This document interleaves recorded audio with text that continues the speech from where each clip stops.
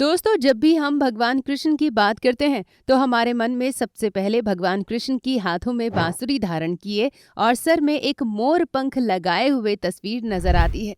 लेकिन मेरा सवाल ये है कि क्या सच में भगवान कृष्ण ऐसे ही दिखते हैं? आखिर किसने पहली बार श्री कृष्ण का असली स्वरूप बनाया था?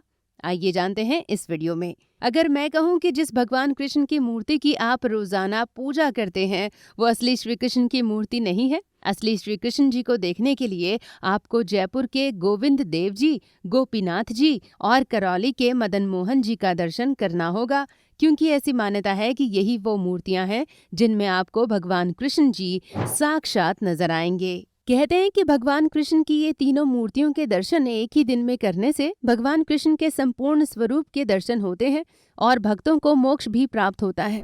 राजस्थान के जयपुर और करौली में मौजूद भगवान श्री कृष्ण के 3 विग्रह साक्षात श्री कृष्ण के ही स्वरूप हैं। गोविंद देव जी मंदिर में भगवान कृष्ण के मुख की छवि है। गोपीनाथ जी मंदिर में भगवान कृष्ण की छाती की छवि है। मदन मोहन मंदिर में भगवान कृष्ण के चरण की छवि है।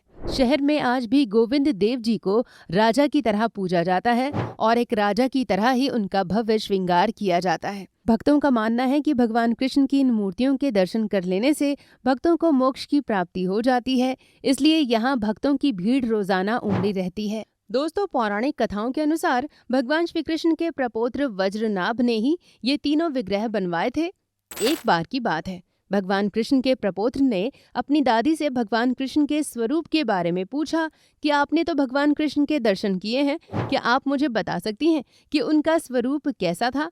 दादी के बताए अनुसार ही वज्रनाभ ने ये भव्य मूर्तियां तैयार की। भगवान कृष्ण के स्वरूप को जानने के लिए जिस काले पत्थर पर श्री कृष्ण स्नान करते थे, उन्होंने उस पत्थर से 3 मूर्तियों का निर्माण करवाया। वज्रनाभ को दादी जैसे जैसे बताती गईं, वैसे वैसे वे प्रतिमा को आकार देते गए।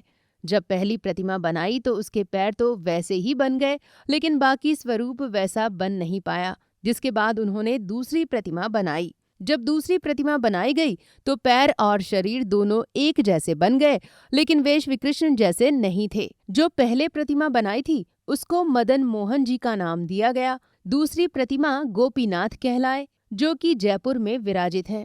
इसके बाद उन्होंने तीसरी प्रतिमा बनाई और जैसे ही तीसरी प्रतिमा बनी, दादी की आंखों से खुशी के आंसू छलक पड़े।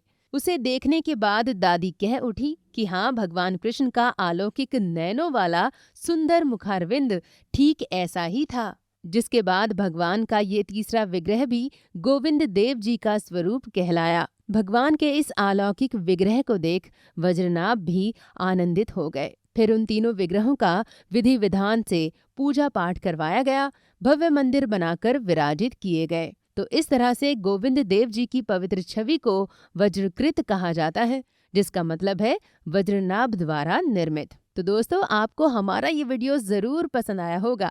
इसे लाइक जरूर करें, कमेंट बॉक्स में जाकर कमेंट करें और साथ ही हमारे चैनल को सब्सक्राइब करना बिल्कुल ना भूलें। आखिर तक वीडियो देखने के लिए आपका बहुत बहुत धन्यवाद।